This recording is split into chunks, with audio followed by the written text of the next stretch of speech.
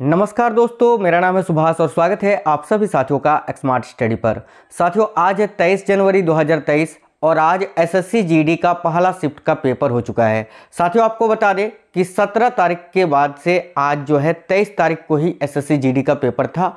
17 से 23 के बीच में कोई भी पेपर नहीं था, तो आज पहले शिफ्ट का पेपर हो गया है और जितने क्वेश्चन मुझे मिल पाए हैं 100% रियल क्वेश्चन आपको इस वीडियो में आज करवाएंगे, जो क्वेश्चन आज पूछे गए हैं पहले शिफ्ट में। तो साथियों, सभी साथी वीडियो को लाइक कर दीजिए क्योंकि आपका एक लाइक हमें मोटिवेट करता है। नए साथी जितने भी हैं चैनल को सब्सक्राइब करके बेल आइकन को जरूर ऑन कर लीजिएगा, इससे आपको सारे क्लासेस की नोटिफिकेशन आएगी। और साथियों, अगर वीडियो अच्छा लगे तो अपने दोस्तों के साथ जरूर शेयर करिएगा। तो क्लास को शुरू करने से पहले आपको ये बता दें, चैनल के अंदर मैंने वो सारी टॉपिक आपको करा दिए हैं जिस टॉपिक से अभी तक क्वेश्चंस पूछे गए हैं, और जो टॉपिक से पूछा जा रहा है वो भी टॉपिक आपको बहुत ही जल्दी करा देंगे। चैनल के अंदर बहुत सारी वीडियोस मैंने अपलोड कर दी हैं, आप लोग सारी वीडियोस को देख लेना। तो चलिए देख लेते हैं सबसे पहले कि कौन कौन से क्वेश्चंस हैं जो आज पूछे गए हैं। तो देखिएगा, आज का जो एक पहला क्वेश्चन पूछा गया था साथियों कि संविधान की आत्मा किस अनुच्छेद को कहा जाता है। बहुत ही इंपॉर्टेंट ये क्वेश्चन है और साथियों आपको याद रखना है कि भारत के संविधान का जो अनुच्छेद 32 है, यानी आर्टिकल 32, अनुच्छेद 32 को भारतीय संविधान की आत्मा कहा जाता है। ये बहुत ही इंपॉर्टेंट क्वेश्चन है साथियों। ये क्वेश्चन जो है रिपीट हो सकता है क्योंकि अभी तक के इतिहास में बहुत सारे क्वेश्चन ऐसे हैं जो रिपीट हो चुके हैं। तो याद रखिएगा अनुच्छेद 32 को। आज का अगला क्वेश्चन एक पूछा गया था, बिरजू महाराज किस नृत्य से संबंधित हैं। तो साथियों आपको बता दें कि बिरजू महाराज का संबंध है कथक नृत्य से। साथियों, अगर आपसे ये पूछे कि कथक जो है किस भारतीय राज्य का लोक नृत्य है, तो देखिए ये कथक जो है ना साथियों नॉर्थ इंडिया का, यानी आपको याद रखना है कि ये उत्तर भारत का जो है ना, उत्तर भारत के राज्यों का लोक नृत्य है। खास तौर पर कथक नृत्य का जो आयोजन होता है वो साथियों उत्तर प्रदेश में होता है, आपको याद रखना है यूपी में। वैसे ये पूरे नॉर्थ इंडिया का ही लोक नृत्य है, लेकिन आपको याद रखना है कि अगर आपको स्पेशली कोई राज्य पूछे और वहाँ पर आपको उत्तर भारत का उत्तर प्रदेश राज्य दिया हुआ रहे तो उसको आप ज़्यादा प्रेफर करना। चलिए आज का अगला क्वेश्चन है, देखिएगा, भारत के किस राज्य की जनसंख्या सबसे कम है दूसरे नंबर पर, यानी दूसरा सबसे कम जनसंख्या वाला भारत का राज्य कौन सा है। देखिएगा बहुत ही इंपॉर्टेंट क्वेश्चन है साथियों। बात करें अगर हम दूसरे नंबर पर सबसे कम जनसंख्या वाला भारतीय राज्य, तो देखिएगा आपका राइट आंसर हो जाएगा मिजोरम। ठीक है, इस क्वेश्चन का राइट आंसर हो जाता है मिजोरम। आपको यह भी याद रखना है कि साथियों कि सबसे कम जनसंख्या वाला राज्य कौन सा है। तो देखिए 2011 के जनगणना के अनुसार अगर हम देखें तो सबसे कम जनसंख्या वाला भारतीय राज्य है साथियों आपका सिक्किम। ठीक है, कौन सा राज्य है, तो सिक्किम, जिसकी जनसंख्या सबसे कम है, और दूसरा सबसे कम जनसंख्या वाला राज्य आपका हो जाएगा मिजोरम। अगर आपसे पूछे कि भारत का सबसे ज़्यादा जनसंख्या वाला राज्य कौन सा है, तो आपको याद रखना है उत्तर प्रदेश। ठीक है, अगर आपसे पूछे कि दूसरा सबसे बड़ा जनसंख्या वाला भारतीय राज्य कौन सा है, तो आपको क्या आंसर करना है, महाराष्ट्र। अगर आपसे पूछे कि तीसरा सबसे अधिक जनसंख्या वाला भारतीय राज्य कौन सा है, तो आपको आंसर करना है साथियों बिहार। ठीक है, चलिए आज जो अगला क्वेश्चन पूछा गया था, देखिएगा, विधवा पुनर्विवाह को किसने आरंभ किया था। देखिए तो विधवा पुनर्विवाह जो है इसको किसने आरंभ किया था, तो साथियों आपको याद रखना है ईश्वर चंद्र विद्यासागर जी ने। ठीक है, ईश्वर चंद्र विद्यासागर जी ने विधवा पुनर्विवाह को आरंभ किया था, और कब, तो याद रखना है 1856 ईस्वी में। ठीक है, 1856 आपको याद रखना है, बहुत ही इंपॉर्टेंट क्वेश्चन है ये। आज का अगला क्वेश्चन एक रिपीटेड क्वेश्चन है, ये तो पहले भी पूछ चुका था, आज फिर से पूछा है, इसीलिए मैं बोलता हूं कि जो क्वेश्चंस पूछे जा रहे हैं उनको आप देखो क्योंकि क्वेश्चन रिपीट हो रहे हैं। ठीक है, देखिएगा 9 2 11 होना मुहावरे का क्या अर्थ होता है। तो साथियों 9 2 11 होना, इस मुहावरे का सही अर्थ होता है रफू चक्कर होना या तो भाग जाना। ठीक है, रफू चक्कर होना या भाग जाना, आपके ऑप्शन में जो था वही आपका राइट आंसर हो जाता। अगला क्वेश्चन एक पूछा गया है कि यूरोप का खेल का मैदान किसे कहा जाता है। तो ये सभी को पता होगा, बहुत ही सिंपल क्वेश्चन है कि साथियों यूरोप का खेल का मैदान किसे कहा जाता है। आप सभी को पता है कि स्विट्जरलैंड को कहा जाता है। ठीक है, याद रखिएगा स्विट्जरलैंड को यूरोप का खेल का मैदान कहा जाता है। अगला क्वेश्चन एक पूछा गया था, इनमें से कौन सा कमल का पर्यायवाची शब्द नहीं है। तो अब सेंटर में कौन कौन से ऑप्शन था ये तो बता नहीं पाए, लेकिन आपको इस क्वेश्चन का ये बता देते हैं कि कमल का पर्यायवाची शब्द क्या क्या होता है। ठीक है साथियों, आपको बता दें कि कमल का पर्यायवाची शब्द पहले भी पूछ चुका है, आज फिर से पूछा है, यानी ये रिपीटेड क्वेश्चन है। देखो कमल का मुख्य पर्यायवाची शब्द क्या क्या होता है। पंकज, नीरज, सरोज, जलज, अंबुज, अब्ज, अरविंद, इंदिवर, उत्पल, कंज, कंवल, किंजल, कोकनद, जलजात, इसके अलावा तामरस, नलिन, बदमजा, इसके अलावा पाथोज, पंडरिक, ये सब जो है कमल के मुख्य पर्यायवाची शब्द होते हैं साथियों।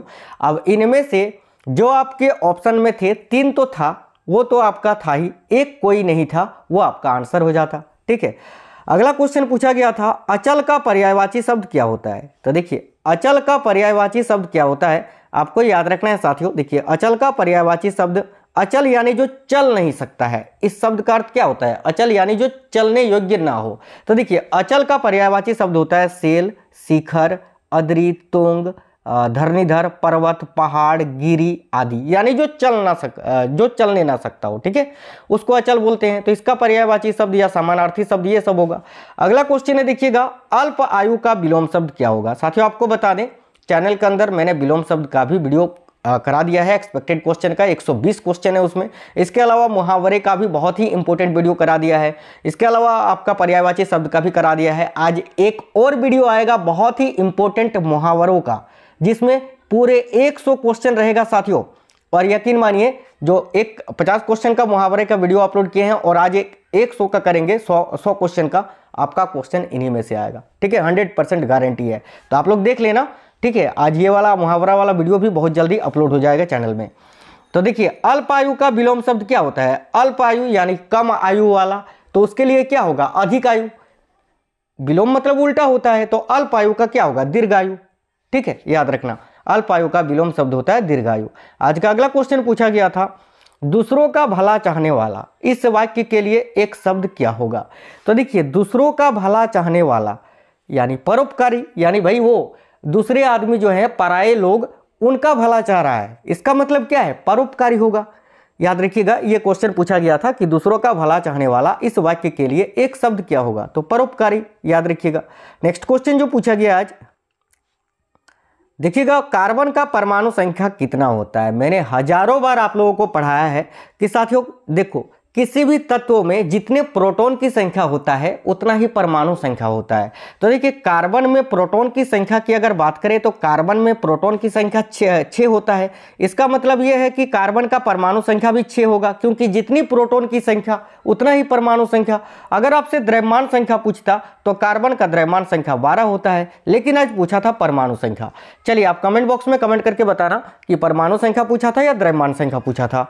आज का अगला क्वेश्चन पूछा था कि मानक समय और ग्रीनविच मीन के बीच में कितने समय का अंतर होता है। तो ये तो सभी को पता है, आप सभी को 5.5 घंटा। ठीक है, 5.5 घंटा का 5 घंटा 30 मिनट। आज अगला क्वेश्चन पूछा गया था कि किस पंचवर्षीय योजना के तहत उद्योगों का विकास किया गया था या औद्योगिकरण का विकास हुआ था। तो देखिए किस पंचवर्षीय योजना के तहत, तो साथियों दूसरी पंचवर्षीय योजना, जिसका मॉडल किसने विकास किया था, तो पीसी महालनोबिस ने। याद रखना दूसरी पंचवर्षीय योजना जो है, जिसका कार्यकाल है 1956 से 1961, इसका मॉडल विकसित किया था पीसी महालनोबिस ने। ठीक है, पीसी महालनोबिस ने। और आपको याद रखना है कि उद्योगों का विकास जो है वो इसी पंचवर्षीय योजना यानी दूसरी पंचवर्षीय योजना के तहत किया गया था। पहला जो पंचवर्षीय योजना है उसमें कृषि पर विकास किया गया था और दूसरी पंचवर्षीय योजना पर उद्योगों पर। चलिए अगला क्वेश्चन जो पूछा गया था साथियों, देखिएगा फीफा का मुख्यालय कहाँ स्थित है। तो फीफा से हमेशा जो है रिलेटेड फीफा के क्वेश्चन जो आपको पूछे ही जा रहे हैं। चैनल के अंदर फीफा का भी आपको वीडियो मिल जाएगा। तो देखिए फीफा वर्ल्ड कप जो अभी हाल ही में हुआ था, आपको पता है साथियों, तो फीफा वर्ल्ड कप कतर में आयोजित हुआ था। विजेता टीम अर्जेंटीना, उप विजेता टीम फ्रांस, ये सब आपको बता चुके हैं। लेकिन फीफा का मुख्यालय आज पूछा था, तो याद रखना ये ज्यूरिख में स्थित है। और ज्यूरिख कहाँ है, तो स्विट्जरलैंड में। ठीक है, फीफा का मुख्यालय ज्यूरिख स्विट्जरलैंड में स्थित है। अगला क्वेश्चन एक पूछा गया था बेंगलुरु में टेक समिट। ठीक है, टेक बेंगलुरु में टेक समिट 2022 का उद्घाटन किसने किया था। तो साथियों इसका उद्घाटन प्रधानमंत्री मोदी जी ने किया था। टेली कॉन्फ्रेंस के माध्यम से, ठीक है, टेली कॉन्फ्रेंस के माध्यम से प्रधानमंत्री श्री नरेंद्र मोदी जी ने बेंगलुरु में टेक समिट 2022 का उद्घाटन किया था। तो राइट आंसर हो जाता आपका नरेंद्र मोदी या भारत के प्रधानमंत्री। चलिए अगला क्वेश्चन एक पूछा गया था, दीपा कर्माकर ने किस ओलंपिक में भाग लिया था। तो साथियों बात करें दीपा कर्माकर की, तो देखिए दीपा कर्माकर ने 2016 में जो ओलंपिक हुआ था, कहां पर, रियो, ब्राजील में, रियो ओलंपिक में इन्होंने भाग लिया था। रियो ओलंपिक जो ब्राजील में हुआ था, कब, 2016 में। ठीक है, आपको याद रखना है, ये आपका आंसर हो जाता। आज का अगला क्वेश्चन जो पूछा गया है साथियों, निम्नलिखित में से कौन सा जलप्रपात तमिलनाडु में है। तो देखिए कौन कौन से ऑप्शन थे, ये तो मिल नहीं पाए, इसीलिए आपको जो प्रमुख जलप्रपात तमिलनाडु में है वो मैंने यहाँ लिख दिया है। उसमें से एक है कैथरीन जलप्रपात और एक है होंगेकल, है ना, इसको एक साथ पढ़ना, होंगेकल जलप्रपात। ठीक है, ये दोनों मुख्य जलप्रपात हैं जो तमिलनाडु में स्थित है। तो ये अगर आपके ऑप्शन में थे तो आपका राइट आंसर हो जाता। आज का एक अगला क्वेश्चन पूछा गया था, ये क्वेश्चन सही से मिल नहीं पाया है, फिर भी जितना बता पाए उसके अनुसार है। देखिएगा, भारत में चुनाव आयुक्त किस प्रकार की संस्था है या इस प्रकार की संस्था है, ऑप्शन आपके सामने था। तो देखिए भारत में जो चुनाव आयुक्त है साथियों, अपना चुनाव आयोग है ना, चुनाव आयोग, चुनाव आयुक्त नहीं, चुनाव आयोग। तो भारत में जो चुनाव आयोग है वो संवैधानिक संस्था है साथियों, आपको याद रखना है।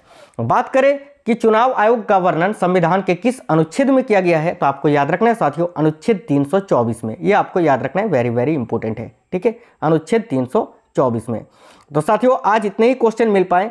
अब देखो, अभी तो पहले शिफ्ट का पेपर था, रात में करीब 7 साढ़े 7 बजे के बीच में आपको पहले शिफ्ट, दूसरे शिफ्ट, तीसरे शिफ्ट और चौथे शिफ्ट में जो क्वेश्चंस पूछे जाएंगे, सारे शिफ्टों का एक ही वीडियो में आपको करा देंगे। उस वीडियो को आपको जरूर देखना है आज शाम में। ठीक है, देखो अभी आज भी पेपर है, कल भी है, परसों भी है।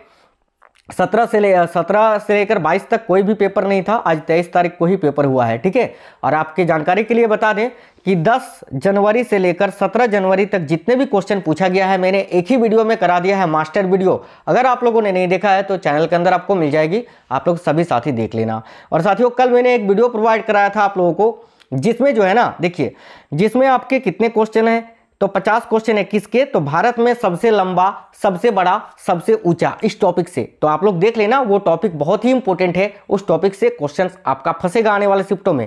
और एक बहुत जरूरी क्वेश्चन बात आपको बताना है कि साथियों उससे पहले एक और वीडियो प्रोवाइड कराए थे जिसमें लुसेंट जीके का 500 क्वेश्चन का संपूर्ण निचोड़ है। और साथियों इस 500 क्वेश्चन में जीके जीएस जनरल साइंस के मिक्स क्वेश्चन है, तो आप लोग उस वीडियो को भी जरूर देख लीजिए। आपके सारे जीके जीएस के क्वेश्चन जो है यही लुसेंट वाले जो वीडियो है जिसमें 500 क्वेश्चन है उसी में से आपका आ जाएगा। तो आप लोग जाकर देख लीजिए, चैनल के अंदर बहुत सारे वीडियोस मैंने अपलोड कर दिए हैं। तो साथियों अगर आप लोगों का पेपर था किसी का भी आज, और कौन कौन से क्वेश्चन, अगर आपको क्वेश्चन याद है तो आप हमें कमेंट बॉक्स में कमेंट करके जरूर बताना। मिलते हैं अगली वीडियो में, तब तक स्वस्थ रहें। जय हिंद साथियों, वंदे मातरम।